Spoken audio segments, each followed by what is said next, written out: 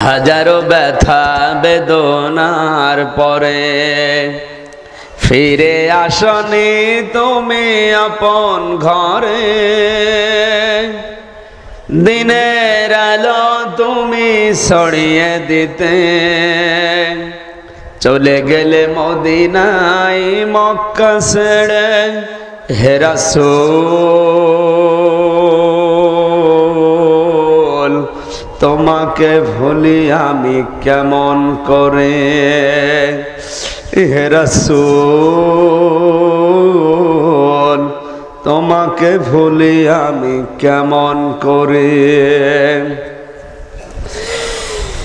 খেয়ে না খেয়ে দিন প্রচারের কাজে নিজেকে দিয়ে বিলিয়ে